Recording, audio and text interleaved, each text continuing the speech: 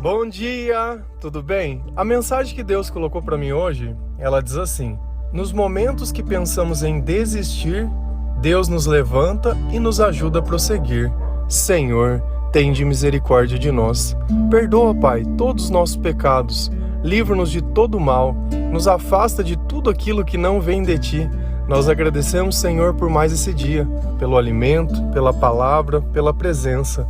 Aceita, Senhor, essa nossa oração, esse nosso louvor, pois nós Te amamos, bendizemos, adoramos. Somente Tu é o nosso Deus e em Ti confiamos. Por diversos momentos em nossas vidas, nós colocamos sonhos em nossos corações. Alguns sonhos desses vêm do Senhor, outros não. Só que na medida que a gente vai vivendo, a gente vai percebendo as coisas que podem dar certo ou não. Quando nós nos aproximamos de Deus, nós notamos que os nossos sentimentos eles se tornam mais tranquilos, que a nossa cabeça ela funciona de uma forma melhor, que a nossa vida a gente tem um controle melhor disso tudo. E assim a gente vai caminhando para mais perto de Deus. Só que existem momentos também que, por mais que a gente faça tudo certo, parece que as coisas simplesmente insistem em dar tudo errado.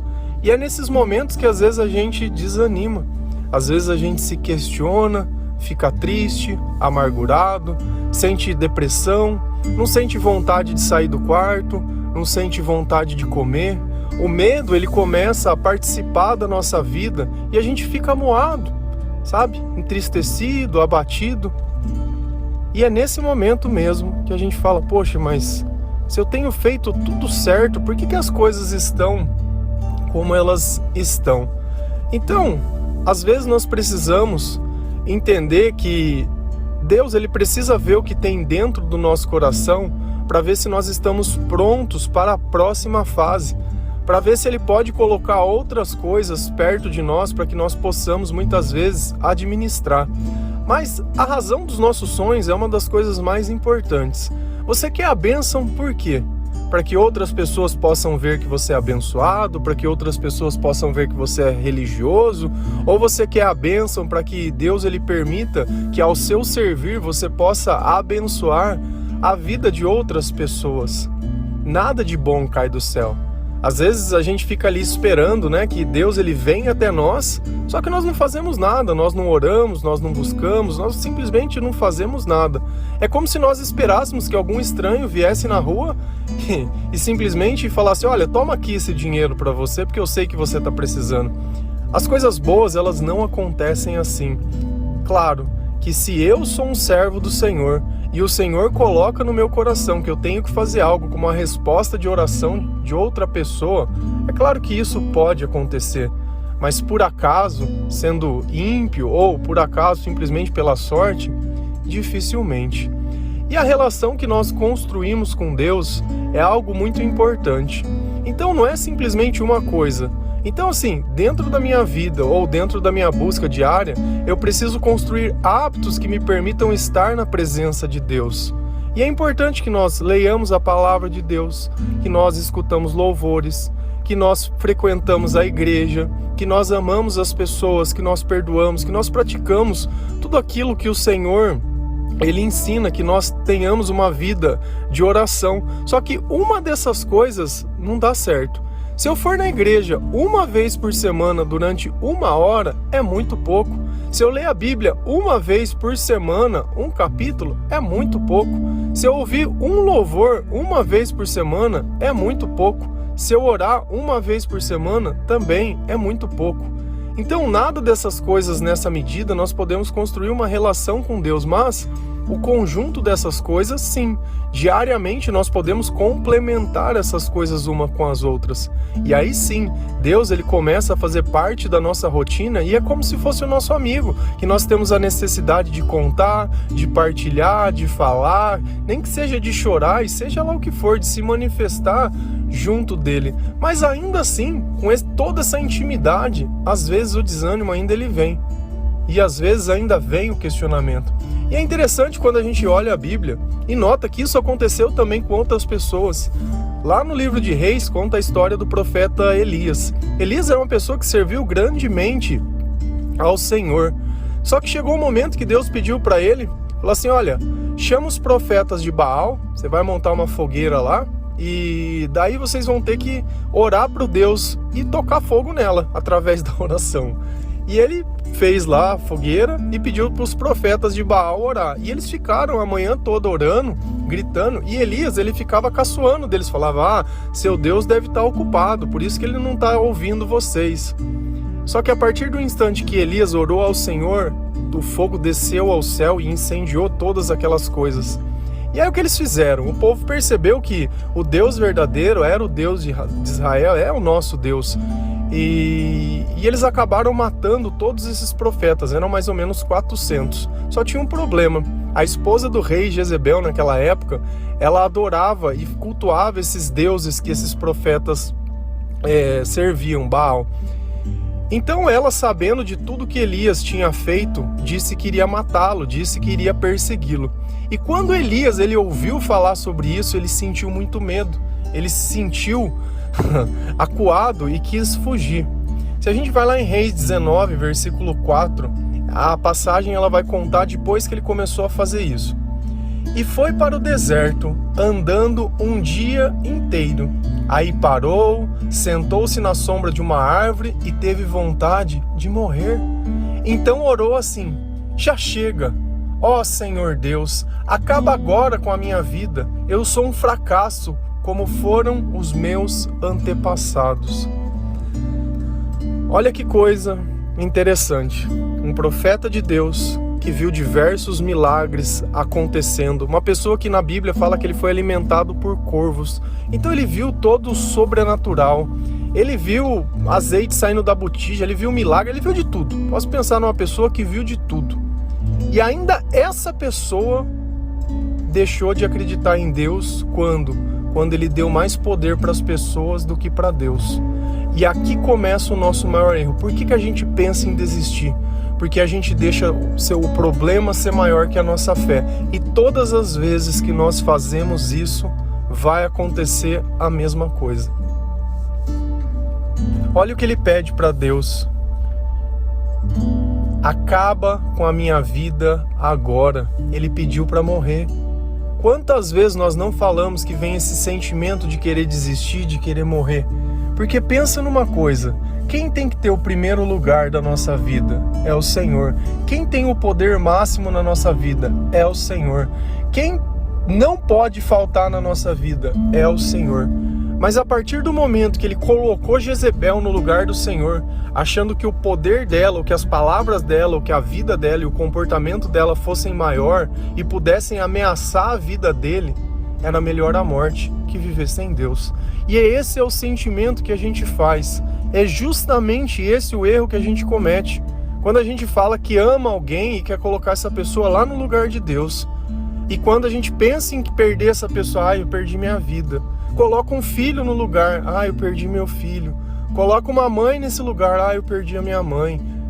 Você sempre vai ficar com esse sentimento de morte, com esse sentimento de abandono, com essa oração ao contrário, ao invés de pedir vida, pede que termine, pede que acaba.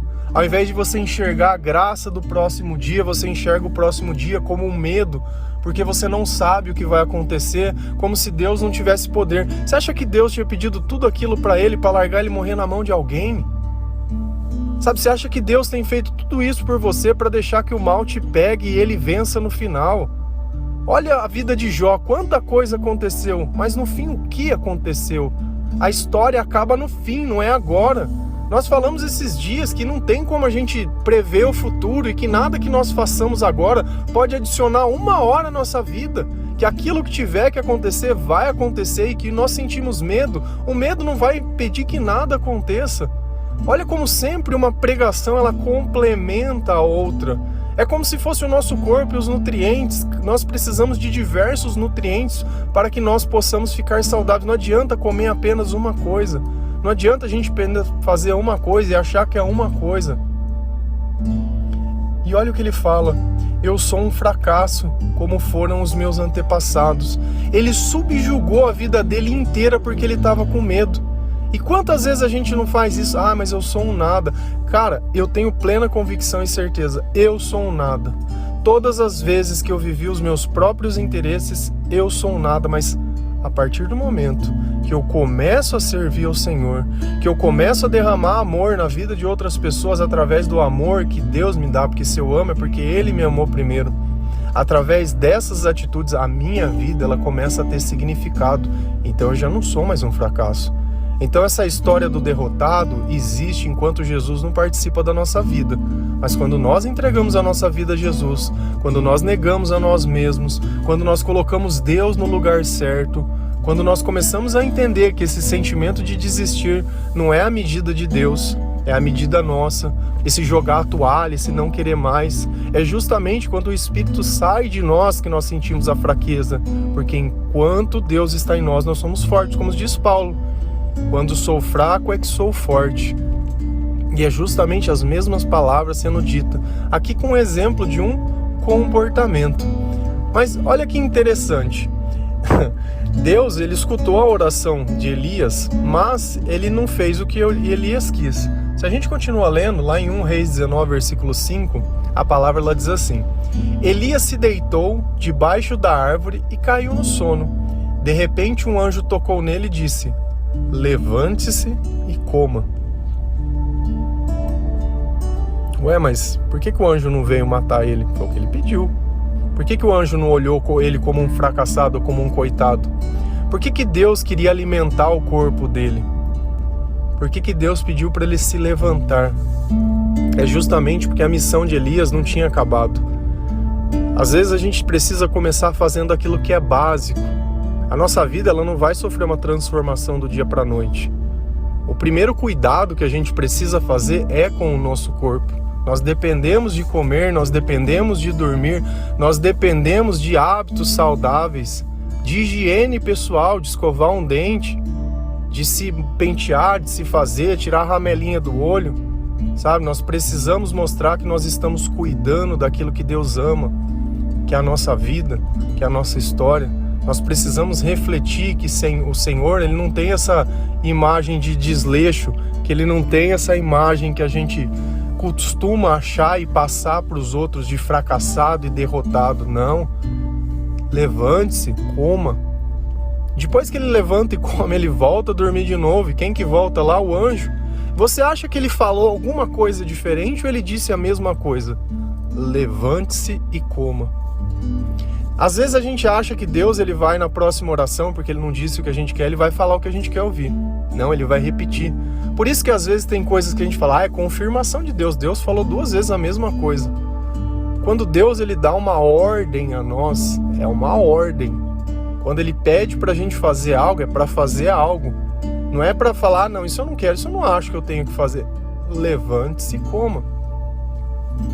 A nossa vida ela vai passar por esse tipo de situação. Nós vamos vivenciar esse tipo de sentimento e nós temos que estar atentos para entender que o começo de tudo, para a gente começar a sair desse buraco, desse quarto escuro, para que a tristeza saia da nossa vida, é começar a cuidar de nós mesmos, a fazer aquilo que é básico, aquilo que é necessário.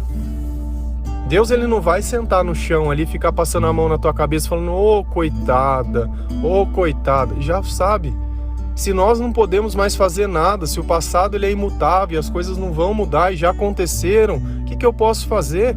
Eu tenho que levantar e comer, eu tenho que levantar. Depois disso, Deus disse que ele caminhou 40 dias no deserto porque ele tinha outra missão para ele. E é isso que às vezes a gente precisa entender, nós temos que estar pronto, por quê? Porque agora não é o fim.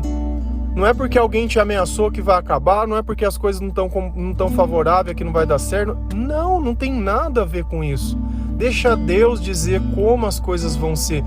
Apenas levante-se e coma. O que isso quer dizer? Esteja pronto. Pronto para servir, porque se o Senhor pedir agora, você está pronto. Você não está ali envolvido no teu drama emocional. E às vezes a gente tenta entender uma coisa. Qual é a diferença de Jezebel e de Elias? Com quem eles poderiam contar. Jezebel tinha soldados a seu dispor que podia mandar ir lá matar ele. E quem que Elias tinha, além da sua solidão?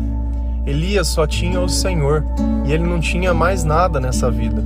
Se a gente vai lá em 2 Crônicas 32, versículo 8, a palavra ela diz assim: Ele só conta com a força dos homens, mas do nosso lado está o Senhor, nosso Deus, para nos ajudar e para guerrear por nós.